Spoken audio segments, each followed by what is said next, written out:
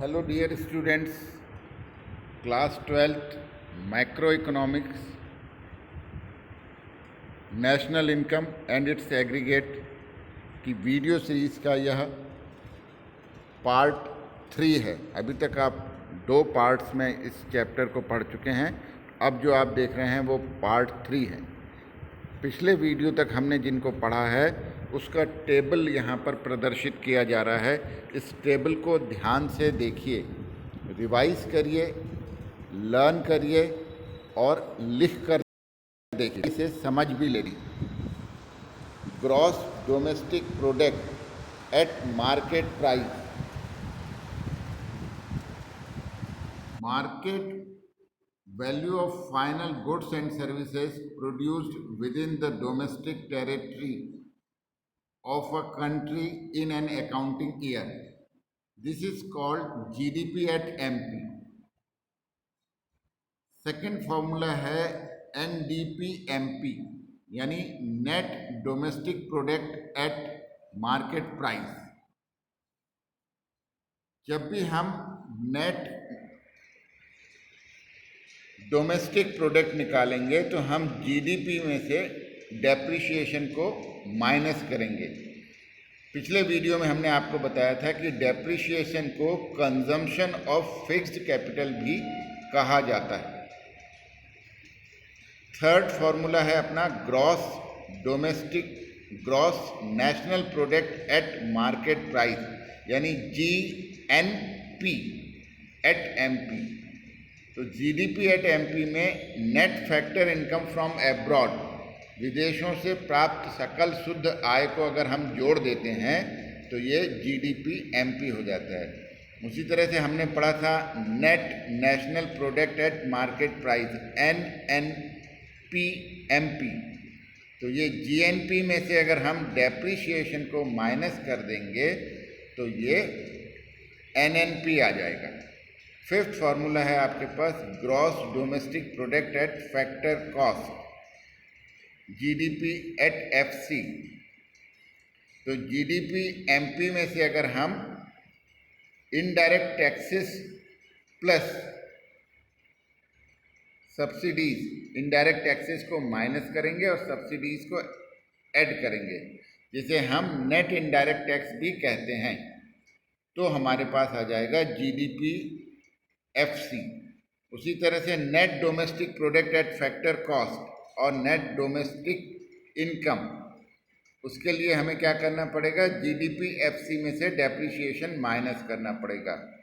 और gross national product at factor cost GNP FC के लिए हमें क्या करना पड़ेगा, GDP FC में net factor income from abroad को ऐड करना पड़ेगा। Net national product at factor cost ये कहलाता है NNP FC। इसके लिए आपको क्या करना है, GNP FC में से डेप्रिसिएशन को माइनस करना है। इन सभी फॉर्मूले को आप ध्यान से पढ़ते हुए, इनका डिस्क्रिप्शन को पढ़ते हुए अगर आप इन फॉर्मूले को लर्न करेंगे तो ये याद रहेंगे। अदरवाइज आपको कन्फ्यूज़न होगा। तो कन्फ्यूज़न को अवॉइड करने के लिए इनका डिटेल्ड डिस्क्रिप्शन को पहले पढ़ें, जो चैप्टर में दिया गया था। पिछले वीडियो में भी आपने उनको देखा था। फिर इन फॉर्मूले को लर्न कर लें। जैसे ही फॉर्मूले आप लर्न कर लेते हैं तो आगे आने वाली बातें आपको बहुत इजीली समझ में आने लगेंगी।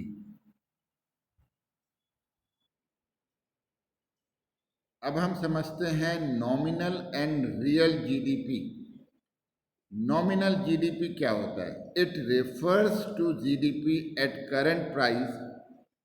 It is the market value of the final goods and services produced within the domestic territory of a country during an accounting year, as estimated using the current year price. Current year prices are the price prevailing during the year of estimation. Thus, nominal GDP is equal to Q into P. Q is the quantity of final goods and services produced during an accounting year, and P is obviously price prevailing during the accounting year. यदि हम price और quantity का into कर देते हैं तो हमें nominal GDP मिल जाती है। Action shows that the nominal GDP can increase when there is increase in either Q यानी क्वांटिटी और P यानी प्राइस। यदि ज़्यादा क्वांटिटी हम प्रोड्यूस करेंगे तो नॉमिनल जीडीपी बढ़ जाएगी, या उतनी ही क्वांटिटी का रेट बढ़ जाए तो भी नॉमिनल जीडीपी बढ़ जाएगी। If it increase owing to increase in Q, P remaining constant, it shows increase in nominal GDP owing to increase in output. On the other hand, if it increase owing to increase in P, Q remaining constant, it shows increase in nominal GDP owing to increase in the general price level. It is merely a monetary increase in GDP and is of little significance. It does not cause any increase in the flow of goods and services in the economy.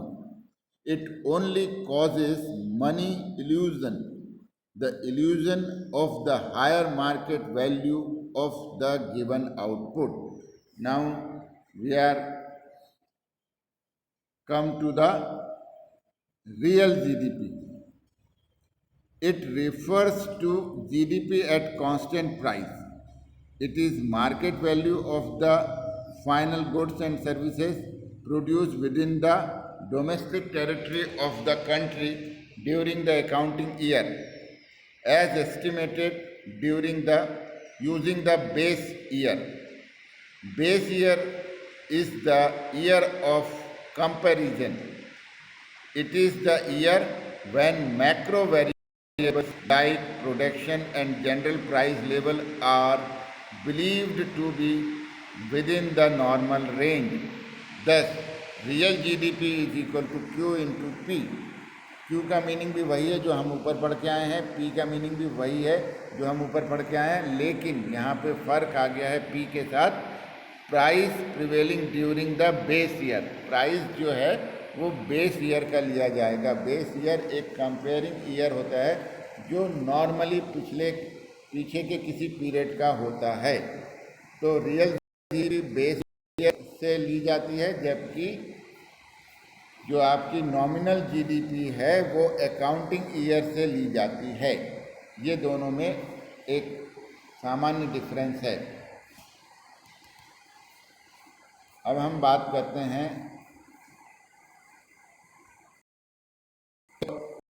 Estimation of nominal GDP. यहाँ दिखाया गया, pause करके आप इसकी reading कर लें, बहुत simple example है ये। उसी तरह से ये दूसरा एग्जाम्पल रियल जीडीपी का दिखाया गया है। दोनों एग्जाम्पल को देखने से आपको रियल और नॉमिनल जीडीपी और भी अच्छे से क्लियर हो जाएगा।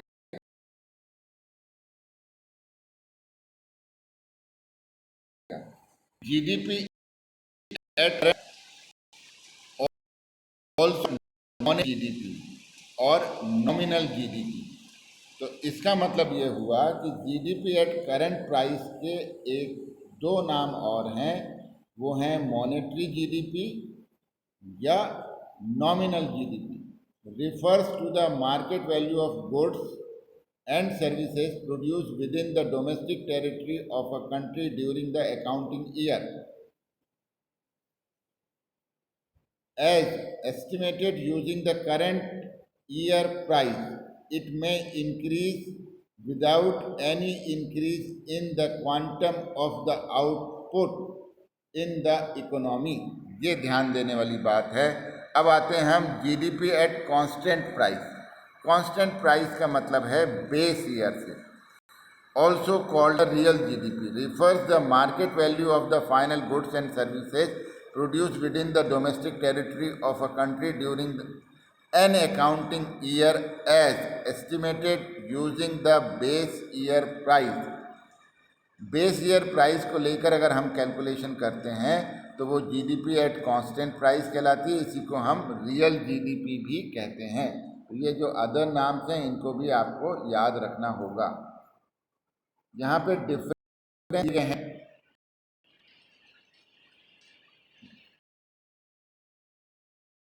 जीडीपी कांस्टेंट प्राइस, ये कभी कभी एग्जाम में पूछा जाता है, तो इसे आप ध्यान से पढ़ लें और इसे लर्न कर लें। फिर आया है conversion of nominal GDP into real GDP. Real GDP और GDP at constant price is equal to होता है GDP at current price upon price index into 100। ये फॉर्मूला आप लर्न कर लेंगे। एक इलस्ट्रेशन यहाँ पे दिया हुआ है जो इसी फॉर्मूले पर बेस है, उसको भी आप you can solve it by your own. बहुत सिंपल है, फॉर्मूले में वैल्यूज लिखना है और solve.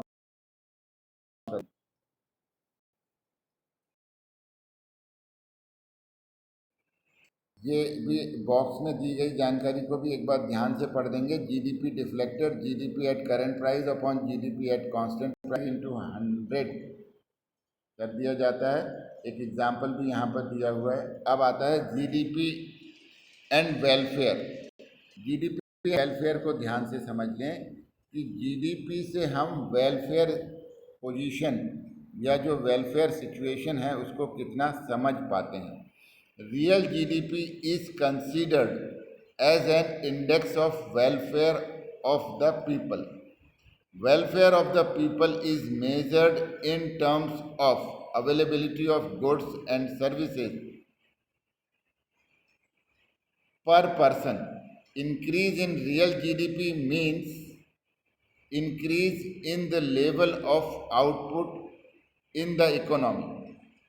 Other things remaining constant.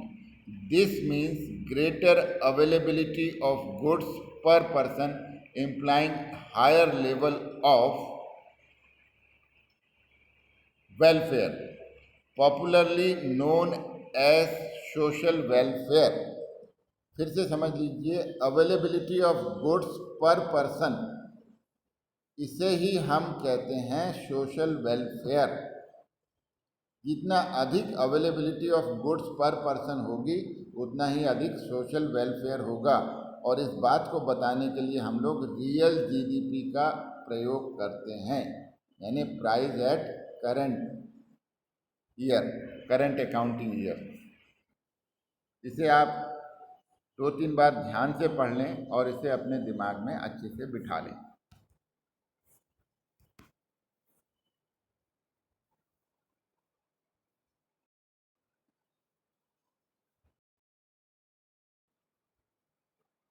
अब हम बात करते हैं लिमिटेशंस की। But there are certain limitation related to positive relationship between GDP and welfare. ऐसा ज़रूरी नहीं है कि जीडीपी अगर बढ़ रहा है तो वेलफेयर भी बढ़ रहा है, अवेलेबिलिटी पर पर्सन भी बढ़ रही है। We can say that there are certain limitations related to GDP as an index of social welfare. These are as under: distribution of income. If distribution of income turns unequal, GDP growth fails to reflect a rise in social welfare. Social welfare अभी आपको बताए थे कि availability of goods पर person. India is facing this situation at present while per capita GDP is rising. Starvation deaths are hitting the headlines more often than ever before. Reason: distribution of income is becoming increasingly unequal. फिर आता है composition of GDP. Composition of GDP में B welfare oriented. ये example भी यहाँ पे आपको बताया गया है। फिर आता है non monetary exchange. In rural economics barter system exchange still prevails to some extent. Payments for farm labor are often made in kind rather than cash. अगर फसल काटे तो जो फसल में उनसे काम कराया जाता है उसी फसल को लेबर पेमेंट के रूप में यूज़ कर लिया जाता है। ये अभी भी चल रहा है। इससे हमें जीडीपी को समझने में दिक्कत होती है। All such transactions remained unrecorded, this causes under estimation of GDP. Fourth number है externalities refers to good and bad impact of an economic activity without paying the price or penalty for that. There are both positive and negative externalities. Positive externalities occurs when, for example, Mr. X maintain a beautiful garden and Mr. Y, neighbor of Mr. X, enjoy it. It adds to the welfare of Mr. Y, but he does not pay for it. इस तरह से आप समझ सकते हैं कि किसी एक का गार्डन है और दूसरा उसे इंजॉय करता है बिना पैसे दिए। Negative externalities occur when, for example, smoke emitted by factories, factories से जो धुआं निकल रहा है वो सभी रहने वालों को नुकसान पहुंचा है। These are the limitations of GDP. What lower the significance of GDP as an index of welfare? ये बहुत ही इम्पोर्टेंट क्वेश्चंस है। जो चारों पॉइंट अभी हम कवर करके आए हैं वे सारे पॉइंट यहाँ पर शॉर्ट में दिए गए हैं। इस क्वेश्चंस को आंसर सहित आप लर्न करें। ये एग्ज़ाम में पूछे जाने की काफ़ी संभावना रहती है। ये बहुत इम्पोर्टेंट क्वेश्चन है एग्ज़ाम के नज़रिए से। So read, right and learn this question and answer. इस तरह से ये हमारा नेशनल इनकम का चैप्टर यहाँ पर पूर्ण होता है। इसके 3 वीडियो में आपने chapter from the book carefully 2-3 times. Watch the video and read the chapter. Reading will help you to understand the concept. Then learn these revision points. Just learn and write it without taking any help from book. And you yourself check the portion. I hope you will understand the chapter and the concept. If you find anything difficult, you may ask anyway through WhatsApp or through any other means, whichever is suitable to you. You may come to school to resolve your confusion and doubts. I will personally guide you. Okay, all the best.